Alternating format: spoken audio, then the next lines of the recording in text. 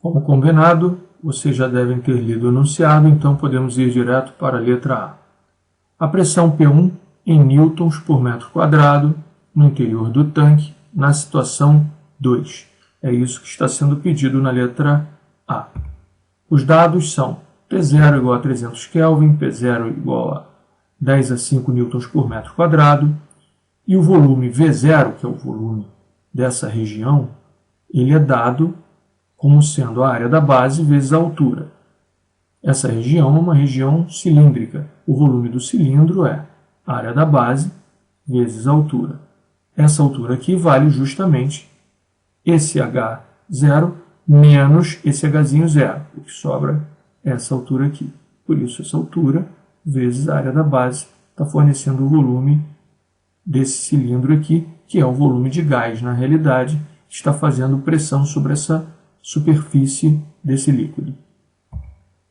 P1 vale 360 Kelvin, P1 é o que é pedido na letra A, V1 é igual à área da base vezes a altura. Então, esse volume aqui é a área da base vezes H1, que é essa altura da coluna de líquido.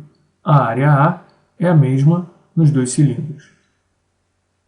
Na realidade, é o mesmo cilindro, né? O mesmo cilindro nas duas situações. Então, a área é obviamente a mesma. Como H1 vale 2, temos que V1 vale 2A. H1 valer 2 é dado do enunciado.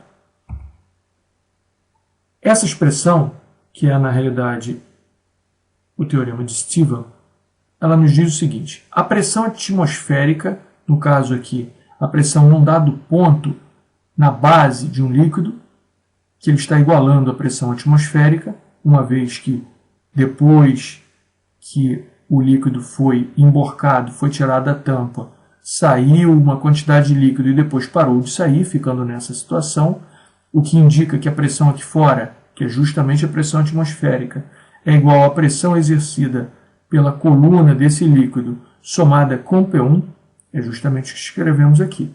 A pressão atmosférica é igual a P1 somada à pressão exercida pela coluna de líquido que está acima desse ponto. ρ é a densidade do líquido em questão. G é a aceleração da gravidade local, no caso da Terra vale 10. E H1 é a altura da coluna de líquido que está sobre o ponto considerado. Desse modo, substituindo os valores, pressão atmosférica dada do enunciado vale 10 a 5, o ρ 10 ao cubo também dado, o G 10 também dado e o H1, como já comentamos, vale 2. Então aqui ficará 20 vezes 10 ao cubo, o que dá 2 vezes 10 à quarta. E aqui 10 a 5 é 10 vezes 10 à quarta. 10 vezes 10 à quarta menos 2 vezes 10 à quarta nos fornece um P1, 8 vezes 10 à quarta newtons por metro quadrado. Encerrada a letra A. Na letra B, ele pede a altura inicial H0 da água no tanque, em metros, na situação 1. Então, nessa região, para a gente saber a altura H0 da água no tanque em metros, sabendo que nessa região nós temos ar e que, ao emborcar esse cilindro, a mesma quantidade de ar que estava aqui passou a ocupar esse espaço, uma vez que houve saída de água aqui, né? O espaço interno do cilindro aumentou para essa mesma quantidade de ar. Estou marcando aqui que a quantidade de ar é a mesma, e isso está garantido porque é dito no enunciado que isso aqui foi fechado, o cilindro foi emborcado, ficando nessa situação, e aí sim, isso aqui foi aberto, saindo um pouco de água, e depois parando de sair porque estabeleceu o seu equilíbrio, ficando a pressão de toda essa estrutura, ar mais coluna de líquido, igual à pressão atmosférica aqui fora desse tubinho, o que promoveu uma situação de equilíbrio e interrompeu a saída de água.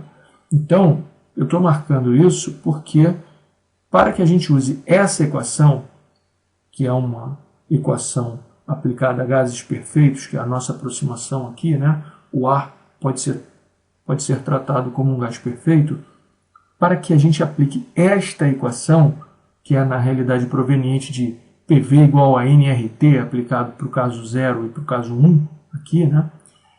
E nós precisamos que não haja escapamento de gás. E, pela explicação que o enunciado deu, não houve nem saída nem entrada de moléculas de ar no nosso sistema. Então, a gente pode usar essa equação e agora substituir os valores e obter o que foi pedido. Então, P0 é 10 a 5. O V0, como já comentamos, é H0 menos H0 vezes a área da base do cilindro, sobre o T0, que vale 300.